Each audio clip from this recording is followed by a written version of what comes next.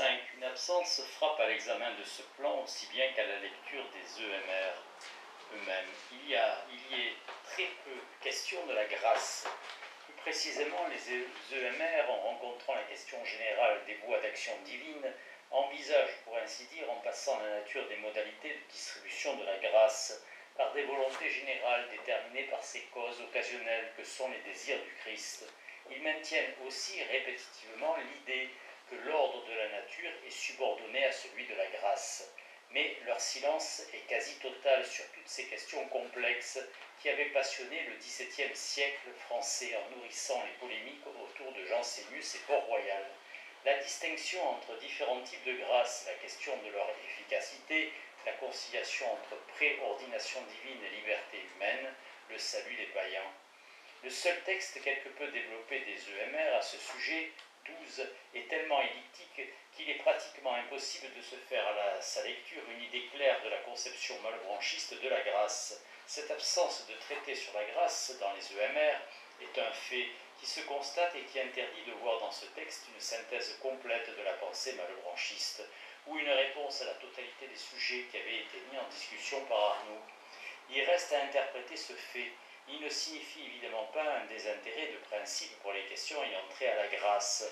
La réflexion malebranchiste à ce sujet existe, elle est même tout à fait élaborée et se révèle de grand intérêt. On la trouve par exemple pour les textes publiés avant les EMR dans le traité de la nature et de la grâce et le traité de morale de 1684, et pour les textes plus tardifs dans les derniers ouvrages de Malebranche, notamment le traité de l'amour de Dieu 1697 et les réflexions sur la prémotion physique 1715. Outre un maintien de la pleine réalité de notre libre arbitre, tel que le sentiment intérieur nous l'a fait expérimenter, cette théorie repose pour l'essentiel sur la distinction que Malebranche établit entre deux principales sortes de grâce actuelles qui correspondent aux deux principes qui déterminent directement et par eux-mêmes les mouvements de notre amour, la lumière et le plaisir. La première sorte de grâce dont traite la seconde partie du second discours du traité de la nature et de la grâce, et dont les EMR ne parlent pas, alors même que les occasions d'aborder le thème sont nombreuses dans le texte, et la grâce de lumière ou grâce du Créateur communiquée par Jésus-Christ comme sagesse éternelle, c'est-à-dire comme verbe ou entendement divin. Cette grâce est constituée par la connaissance du vrai ou du bien qui prédispose notre volonté à agir comme il le faut. Ce type de connaissance est pour l'ordinaire de l'ordre naturel et dans le cas de la connaissance rationnelle, il dépend généralement de nous de l'obtenir grâce à un effort d'attention qui nous fait parvenir à la connaissance du vrai ou du bien par union de notre esprit à la raison divine. Cela signifie, on le notera, que la rencontre d'un moniteur qui nous conduit sur le chemin de la vérité ou la lecture d'un bon livre comme les EMR peuvent être comprises comme des grâces. Malebranche se garde toutefois d'aller plus loin, trop loin dans cette voie qui pourrait conduire à une position de type gnostique, prônant le salut par la seule connaissance. La grâce de lumière ne peut guérir un cœur blessé par le plaisir. Depuis le péché d'Adam et Ève, la lumière de la connaissance ne suffit plus à contrebalancer les effets de la concupiscence renforcée par l'augmentation d'intensité de l'union de l'âme et du corps. Un autre type de grâce est donc devenu nécessaire, qui non seulement nous présente le bien, mais aussi nous le fasse goûter. Malebranche l'appelle grâce de sentiment, grâce du réparateur ou encore grâce du Christ. Il retrouve pour la décrire des thèmes et un vocabulaire classique chez Augustin et les Augustiniens. Cette grâce est un saint plaisir, une sainte concupiscence, une délectation qui produit en nous des plaisirs et des horreurs contraires à ceux de la concupiscence. Des plaisirs par rapport au vrai bien et des horreurs ou des dégoûts par rapport au bien sensible. Cette grâce fortifie ainsi notre liberté en combattant la concupiscence sur son propre terrain et par ses propres moyens, à la manière dont un poids compense l'effet d'un autre sur les plateaux d'une balance. Comme on le verra plus bas, une des originalités de Malebranche, corrélée à sa conception de la distribution de la grâce par volonté générale divine, est de penser que la grâce opère aussi et peut-être avant tout ailleurs que dans l'extraordinaire, le spectaculaire, le miraculeux, qu'il existe ainsi une certaine banalité ou discrétion de la grâce à l'œuvre. Mais de tout cela, les EMR ne parlent pas, ou seulement de façon fort allusive. Comment interpréter ce silence, d'autant plus étonnant qu'il s'agit aussi d'entretien sur la religion? On peut en un sens y voir un geste libérateur de Malebranche qui, tout en ne se renonçant pas à aborder dans ses entretiens certaines questions théologiques centrales, incarnation, providence, refuserait la focalisation, voire la saturation si caractéristique du catholicisme post-tridentin des débats théologiques sur la question de la grâce.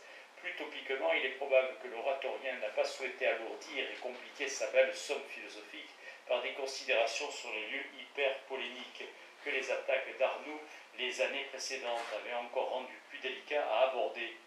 Le thème de la grâce de lumière en particulier, considéré de façon critique et infidèle à l'inspiration de Malebranche, pouvait par exemple susciter le soupçon alors gravissime de pélégianisme, en donnant l'impression que l'homme pourrait faire son salut au moyen de ses seules forces et outils naturels dont il est doté. On comprend dès lors que dans ces conditions, le bon, doux et méditatif père Malebranche, désireux de se situer au-dessus des partis et lassé de ces interminables polémiques sur la grâce, ait cru opportun de ne pas revenir sur le thème dans les EMR. Ces dernières apparaissent alors comme un texte incomplet et qui attend qu'on le parachève par un étage théologique qui présenterait les thèses du TNG sur la grâce. TNG, traité de la nature et de la grâce. Ce que les EMR présentent comme étant de foi s'expliquera alors par la grâce du Fils, ce qu'ils présentent comme des vérités rationnelles par celle du Père, et le surnaturel reprendra ses droits. Il reste qu'un texte est aussi et peut-être surtout lorsqu'il est explicitement présenté par son auteur comme récapitulatif de sa pensée, une unité qui vaut pour son lecteur en tant que telle, hors de toute considération externe, si c'est principalement la recherche de la vérité qui assurera au XVIIIe siècle la postérité du malebranchisme. On sait que les EMR continuèrent eux aussi à y être lus. Et cette absence de référence à la grâce rend compréhensible l'influence qu'ils purent exercer sur la pensée religieuse naturaliste de Voltaire, Rousseau et quelques autres, puisque plus que les autres ouvrages de Malebranche, les EMR sont un texte qui, considéré isolément et dans ses grandes lignes, donne prise à l'idée d'une religion naturelle ou raisonnable. À nouveau, il n'était sûrement pas dans les intentions explicites de Malebranche de s'avancer sur ces terrains, ô cœur endurci, la grâce ne vous parle point, aurait probablement répondu dans les termes de la profession de foi du vicaire savoyard. Malebranche l'inspirait à Rousseau, le raisonneur.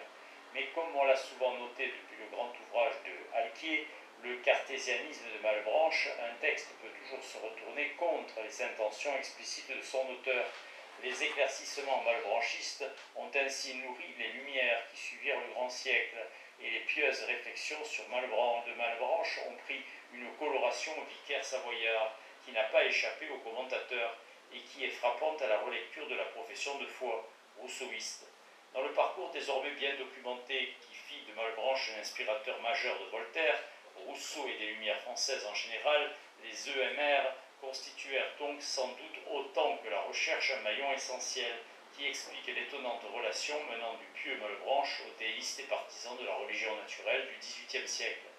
Puisque les EMR constituent une synthèse, présenter de façon détaillée leur contenu reviendrait à exposer l'ensemble de la doctrine malebranchiste, ce dont il ne saurait être question dans le cadre de cette introduction.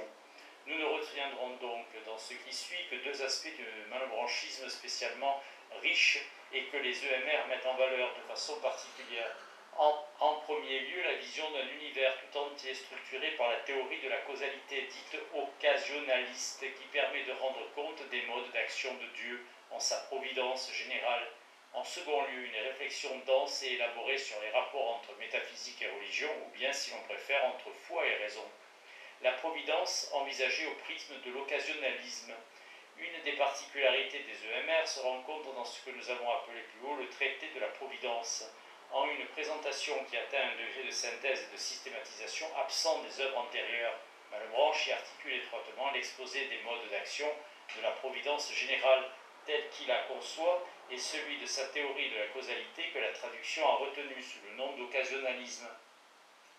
On sait que ce qui spécifie cet occasionnalisme malebranchiste est d'une part qu'il constitue une théorie globale de la causalité stipulant que dans notre monde toutes les relations de causalité efficaces repérables sont de type occasionnel, et d'autre part que cette théorie est appuyée par une substructure métaphysique originale, innervé par des principes rigoureux que voici pour rappel.